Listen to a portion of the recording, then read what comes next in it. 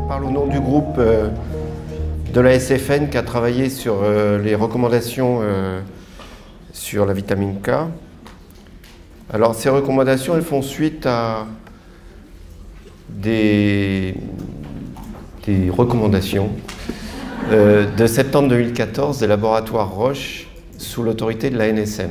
Ils préconisaient pour le nouveau-né à terme, préconisation de la voie IM, bon déjà, une seule fois à la naissance. Et puis sinon, le schéma Péros, c'était schéma à 3 prises, naissance à 4-7 jours, et puis 1 mois si allaitement. Et pas de dose répétée hebdomadaire, vous savez, c'est ce qu'on faisait avant, une dose répétée hebdomadaire. Et chez le Préma, donc, on préconisait des doses IM ou IV de 0,4 mg/kg, soit, vu l'ampoule, 0,04 ml/kg, avec en plus un problème de miscibilité, puisqu'on verra que c'est des vitamines liposolubles. Et il préconisait également des hémostases répétées pour adapter les doses, sans parler de fréquence ni de schéma d'adaptation. Donc bref, quand on a vu arriver ça dans nos services, la SFN s'est penchée sur la question et retourné voir la NSM pour dire on va peut-être faire quelque chose quand même entre nous et puis revenir avec nos recommandations. Qu'est-ce que la vitamine K? Alors il y en a 2 essentielles et puis une troisième. Les vitamines K il y a un noyau commun, c'est la bestiole que vous voyez à droite, c'est le noyau méthyl-1,4-naphtoquinone. Je me suis entraîné pour le dire. Et vous voyez qu'il y a un petit, je ne sais pas si vous voyez le petit radical R. Le radical R qui est ici différencie les différentes vitamines. La K1, c'est la phyloquinone, synthétisée par les plantes, apportée par l'alimentation, notamment les légumes verts. La K2, c'est la ménoquinone d'origine animale, elle est présente dans les aliments lactés, elle est synthétisée par les bactéries intestinales, sauf, ce qui nous importe, les bifidobactéries. Et puis enfin, la K3, pas très connue, c'est la ménadione. C'est une pro-ménaquinone, en fait, qui est donnée, mais surtout donnée en alimentation pour les animaux. On ne la donne plus du tout aux humains parce qu'elle provoque des choses pas très sympas. Elle est hydrophile, elle, parce que son radical, vous voyez, il est tout petit par rapport aux autres. C'est un radical hydrogène.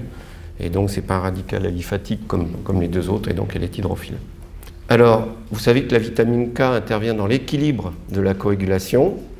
Alors, c'est un schéma un petit peu complexe. Vous avez donc en haut les facteurs de l'hémostase 2, 7, 9, 10 que vous connaissez bien. Enfin, ça, c'est les profacteurs. Et puis là, les facteurs actifs. Donc, d'un côté, l'hémostase inefficace et puis de l'autre côté, l'hémostase efficace. La vitamine K agit comme co-substrat dans cette grosse réaction ici de gamma-carboxylation des protéines vitamino K dépendantes. Alors, il y a 2 enzymes importantes, c'est la vitamine K dépendante microcarboxylase.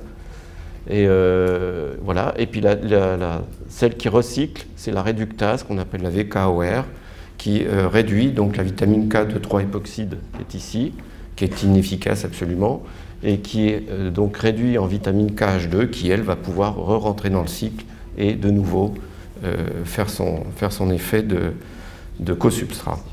Alors, la vitamine K, elle est aussi importante, elle intervient, je ne sais pas si vous voyez bien ici, elle intervient dans la synthèse des anticoagulants naturels. Donc la protéine C devient une protéine C activée, la protéine S et la protéine Z. Et donc on assiste avec cette vitamine K, mais pas que, il n'y a pas que ça, à un équilibre entre ces 2 situations de coagulation et d'anticoagulation. Ce schéma, je l'ai emprunté à Jean-Michel Ascouette qui a fait la gentillesse de me prêter sa diapo. Les autres rôles de la vitamine K, ça intervient dans l'homéostasie du calcium et c'est un cofacteur non spécifique de la synthèse protéique également. Alors les particularités, on va dire périnatales, anténatales et néonatales et au-delà. Le fœtus vit dans un état d'hypercoagulation modéré qui n'a rien à voir avec la vitamine K pendant la vie fœtale. Donc, il passe de cet état d'hypercoagulation à une maturation des mécanismes de cet équilibre qu'on vient de voir jusqu'au 3e mois de vie. Donc la vitamine K, comme on vient de voir, intervient en activant les facteurs de coagulation et en stimulant leur synthèse. Il faut savoir que le transfert placentaire est très faible. Si je reviens de la diapo précédente, voilà celle-ci, vous voyez dans la partie gauche de votre diapo, no placental diffusion, il n'y a pas quasiment pas de transfert placentaire. Et puis la réserve hépatique, elle est également faible. Le lait maternel, par ailleurs, contient peu de vitamine K, et puis il faut savoir que les quantités de lait maternel sont insuffisantes au regard de la vitamine K dans les premiers jours de vie. Par ailleurs, il peut y avoir donc un métabolisme de cette vitamine K qui est perturbé par certains traitements que vous connaissez bien, quand on les donne chez la maman, les carbamazépines, le phénobarbital, les phénylphénolactoïdes, la rifampicine, certaines céphalosporines. Et donc vous savez qu'il faut à ce moment-là prévenir soit par la vitamine K impéros, sinon IV pendant le travail si on a un peu oublié. Alors qu'est-ce que ça va produire si il y a un déficit en vitamine K et si on ne donne pas de vitamine K chez le nouveau-né?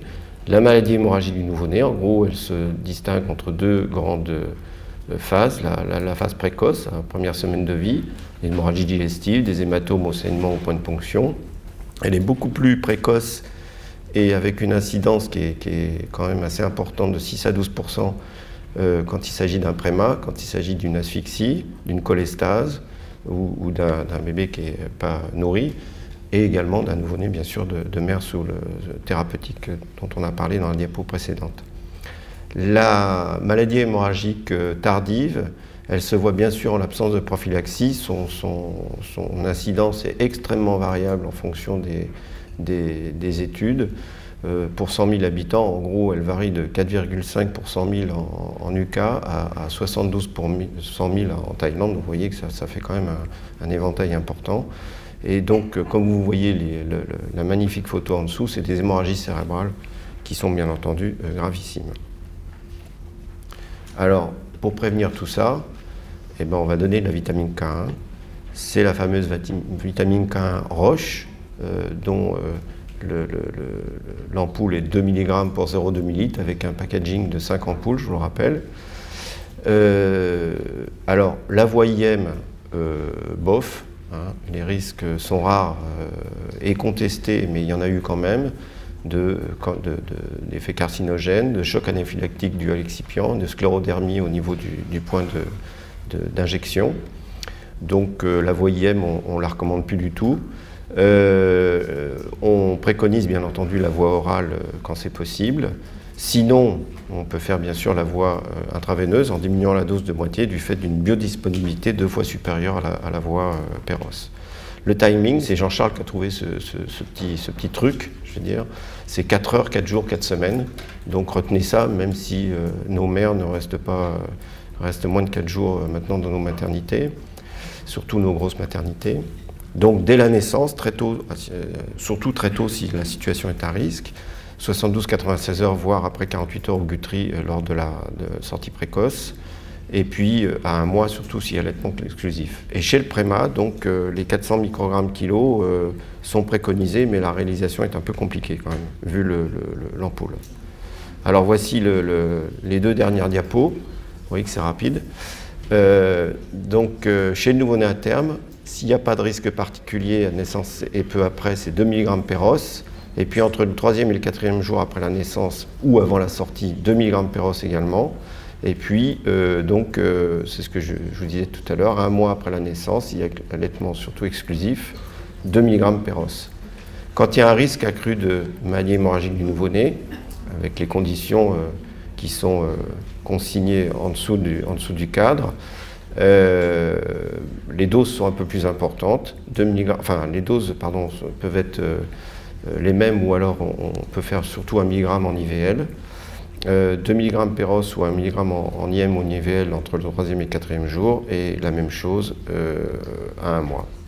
Et puis pour le prématuré, on distingue celui qui fait moins de 1500 grammes et celui qui fait plus de 1500 grammes. Donc moins de 1500 grammes, bien entendu, ça sera en IVL, donc 0,5 mg en IVL. Et puis une fois par semaine, sans qu'on fasse d'hémostase particulière jusqu'au-delà de 1500 grammes, ou jusqu'au terme corrigé, on fait 1 mg péros ou 0,5 mg IVL, ça dépend s'il est capable de prendre péros ou pas, jusqu'à 1500 grammes, puis 2 mg péros ou 1 mg IVL, ensuite dès qu'on dépasse 1500 grammes. Et donc le chapitre poids de naissance supérieur à 1500 grammes, vous le lisez comme moi, 2 mg péros au début, si l'alimentation orale est possible, ou alors 1 mg IVL, et puis ensuite 2 mg péros par semaine ou 1 mg IVL. Voilà, je crois que j'ai terminé, c'était la dernière diapo. Et il est inutile de faire une hémostase. Voilà. Le profil d'alimentation du nouveau-né en unité de néonatologie, c'est bien avant tout évidemment le lait de sa maman, si on n'en a pas, ou le temps qu'on ait le lait de sa maman, du lait de lactarium, qui donc va être pasteurisé. Puis il faudra passer par la phase d'enrichissement selon les recommandations. Et puis là, je vous ai mis la notification de la DLF qui a été récemment publiée via la SFP et la SFN sur l'utilisation du lait de femme. Donc la fortification par des fortifiants multicomposants, elle est indispensable pour optimiser le développement de ces prématurés, à la fois sur le plan nutritionnel et neurodéveloppemental, et même pour prévenir certaines pathologies du futur adulte, comme vous avez évoqué Rachel Lévy. Et pour ce qui est des vitamines, faut-il enrichir le lait de femme en vitamines? Alors je vous ai mis un focus en effet sur 2 vitamines, la vitamine A et la vitamine D. Le lait de femme en effet contient peu de vitamine D et de vitamine A. Et vous voyez sur ce schéma avec du lait donc, de femme non fortifié. Bon, sur le tableau de droite, vous voyez donc les apports en vitamine D avec un lait non fortifié. La ligne en dessous, un lait auquel on a ajouté du fortifiant de lait de femme, donc qui va apporter de la vitamine D. Et puis les recommandations de l'EFSGAN. Alors je vous ai converti les microgrammes en unités pour que ce soit plus accessible à notre pratique quotidienne. Et puis un autre article assez récent qui est ressorti qui montre qu'en effet, sur le tableau de droite, vis-à-vis de la vitamine D, on est largement en dessous des doses recommandées pour un bébé d'environ 1 kg avec du lait de femme non fortifié, du lait de femme fortifié, voire même avec les formules adaptées pour prématurés. Et donc l'utilisation et la supplémentation en vitamine D en plus est indispensable. Alors, donc, quel que soit le protocole d'enrichissement, on fait une fortification standardisée ou ajustable ou à la carte.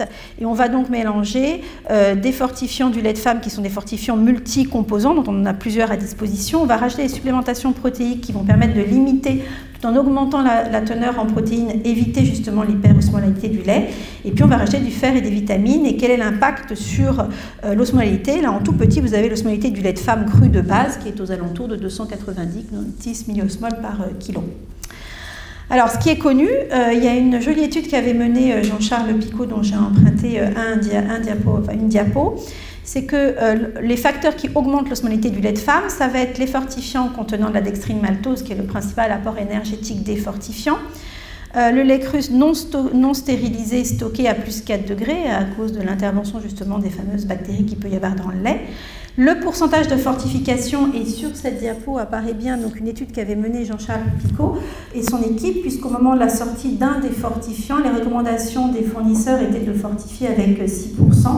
Et il s'est rendu compte que quand on utilisait les fortifications à 6%, on montait à des taux d'osmolalité dans les femmes largement supérieurs à ceux qu'on pouvait tolérer, d'où le réajustement, un peu comme il a été fait pour la vitamine K, de réutiliser ce fortifiant à 3%.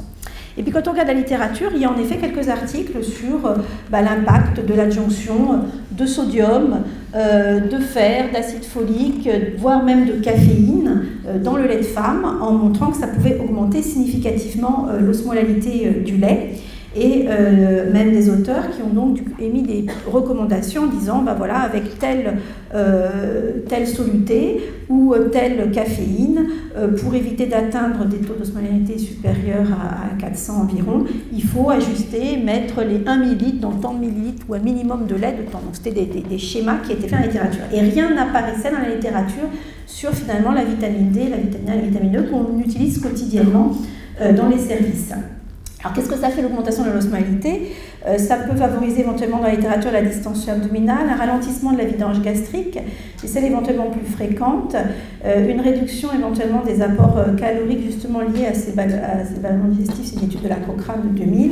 Par contre, pour ce qui est de l'entérocolite, il n'y a pas de lien de causalité réellement immédiat qui ont été mis en évidence, mais quand l'osmolalité dépasse plus de 400 milliosmoles par kilo, quelques études ont prouvé que ça pouvait avoir un impact.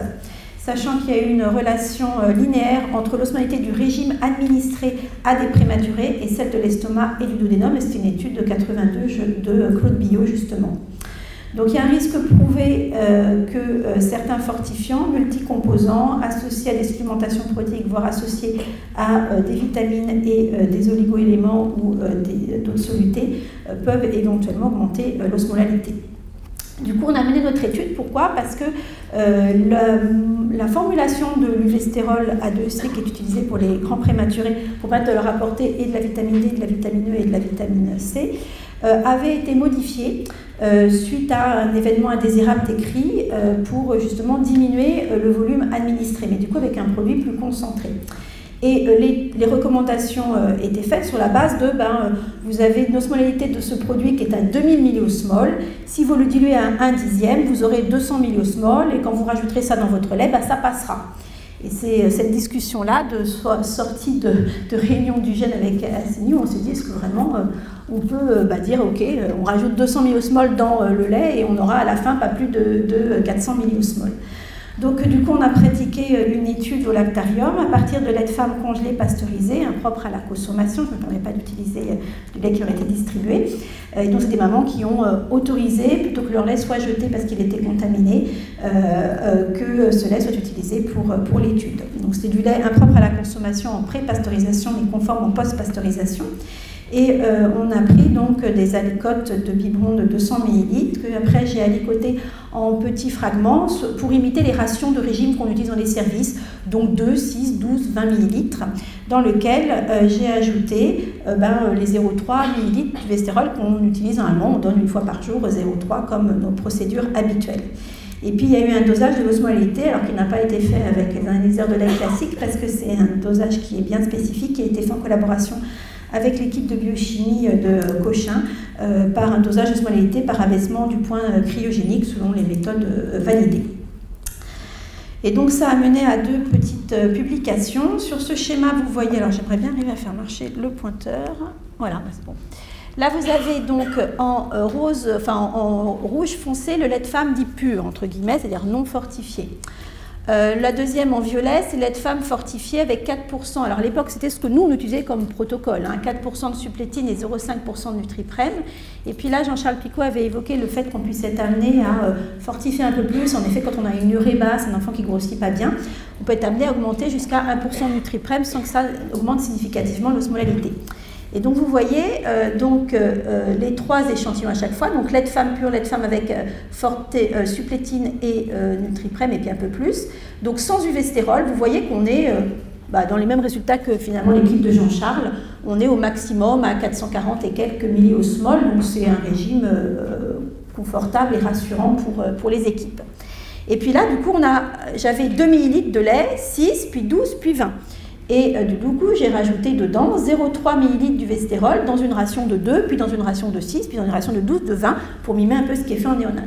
Et vous voyez que quand on rajoute l'uvestérol donc dans 2 ml de lait de femme, on passe à des osmolalités qui atteignent finalement ce qu'avaient retrouvé certains auteurs avec éventuellement de la caféine ou des solutés hyper osmolaires. Donc on dépasse notre seuil dit critique. Alors c'était bien joli de voir ça, mais du coup, qu'est-ce qu'on en fait? Est-ce que c'est globalement la discussion? Mais est-ce qu'il faut du coup retarder l'utilisation de l'uvestérol chez le prématuré recevant des rations inférieures à 20 ml de lait de femme? Ceci peut être envisageable, puisque tant que l'enfant a un apport parentéral, via les vitamines liposolubles apportées par la solution parentérale, il n'y a globalement pas besoin d'apporter de supplémentation vitaminique péros en plus. On retire maintenant les cathéters de plus en plus tôt pour plusieurs raisons, limiter les infections, parce qu'on optimise probablement la nutrition et qu'ils tolèrent mieux, qu'ils ont plus de corticothérapie anténatale ou autre, et que du coup on arrive à les sevrer plutôt de la nutrition parentérale. Et du coup, un prématuré de 1200 grammes, il est globalement en ration complète à 12 x 12. C'est-à-dire qu'à 12 x 12, il n'a plus de Vitalip et qu'il faut lui rajouter sa vitamine D et qu'en plus, il faut qu'on atteigne les recommandations de l'EBSCAN. Donc 12 x 12, il faut fortifier et même parfois avec un peu plus de fortifiant. Et donc, du coup, utiliser des fortifiants lait de femme plus riches en vitamine D, on n'en a pas à disposition. Fractionner les doses d'uvestérol, c'est ce qu'on avait envisagé, ou utiliser d'autres formules. Donc, on s'est amusé à faire exactement le même travail. Et cette fois-ci, donc toujours la même chose, lait de femme pur, lait de femme avec notre fortification standard, notre fortification un peu plus. Et puis là, vous voyez, j'ai rajouté dans les mêmes composants 0,3 ou 0,15. 0,3 ou 0,15. C'est-à-dire qu'on a fractionné en 2 fois la prise du vestérol. Pour au lieu de rajouter 0,3 dans la ration, rajouter 0,15, voir ce qui était faisable globalement entre la formule d'administration et puis la pratique pour les infirmières. Et donc on arrive toujours à notre seuil et on voit toujours la même chose que quand on ne fractionne pas l'uvestérol, on a des taux très importants. Là, même lait, mais on divise en 2, c'est logique, on a une diminution de l'osmolalité, donc on est un peu moins. Et puis quand on est dans 12 millilitres, on est un peu au-dessus quand c'est fortifié, mais quand on donne 0,15 x 2, on atteint nos 400. Donc finalement, on arrive à redescendre et à trouver des taux tolérables. Donc je me suis amusée, alors Jean-Charles utilise les jaunes, moi j'ai les rouges et les verts, à faire un petit schéma à 500 grammes, à 1000 grammes, à 1500, à 1800 grammes, le seuil d'enrichissement, donc à partir de 90 ml kg, combien ça fait comme ration. Et quand on rajoute 0,15, si on rajoute 0,15, et encore plus si on rajoute 0,3, on est au-delà. Par contre, à partir de 12 x 11, quand on rajoute 0,15, c'est bon, on n'augmente pas l'osmolalité, encore moins évidemment quand on a 8 x 20. Et pour un 1800 grammes, 8 x 20, c'est OK. Et puis quand on est à alimentation complète, c'est-à-dire 150 ml kg, donc là on suppose qu'ils sont tous fortifiés, parce que là ils ne le sont pas forcément encore, vous voyez qu'il reste un bémol, c'est le 500 grammes qui digère super bien et qui finalement est à 12 x 7, bon, c'est pas fréquent, mais j'ai fait des simulations. 12 x 7, lui, si on lui rajoute ces 0,15 ml dans cette ration-là, vous avez vu, il passe à des 800. Alors, pas toute la journée, bien évidemment, mais probablement au moment où la dose est donnée, donc une fois par jour. Voilà, donc on a fait une petite proposition, du coup. Proposition de dire que finalement, en dessous de 2, de 6, voire de 12, en général, ils ont souvent le cathéter central, et tant qu'ils ont le cathéter central, les vitamines, il n'y a pas à se poser de questions. Ça apporte suffisamment.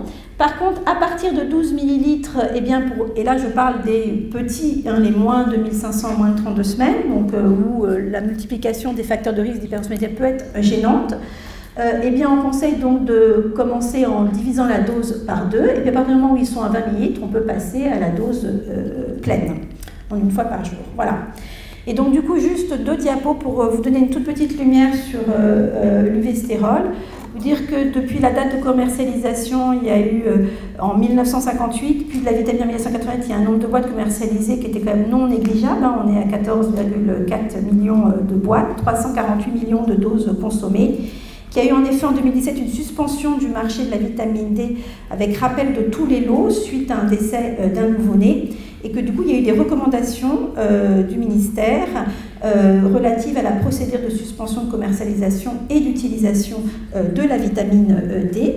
Et que sur ce sujet-là, du coup, la SFN et la SFP ont émis leurs recommandations.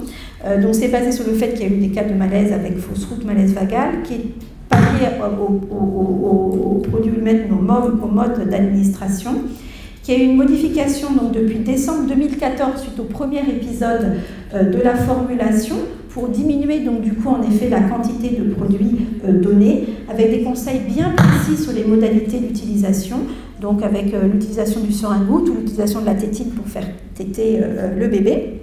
Quelques cas particuliers concernant les enfants avec troubles de déglutition et reflux.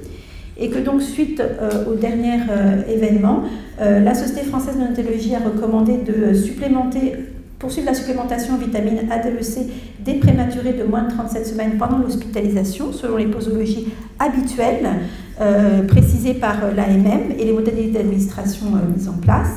Et qu'au-delà, bien évidemment, il faut poursuivre pour prévenir le rachitisme et autres complications chez ces enfants, avec dans ces cas-là la proposition après la sortie d'autres formules, tant que la levée d'utilisation a été menée. Voilà, donc il y a plusieurs formules disponibles en fonction de l'âge de l'enfant, et c'est vrai que très souvent, malheureusement, les familles ont tendance à arrêter un peu trop précocement cette supplémentation qui reste indispensable. Voilà.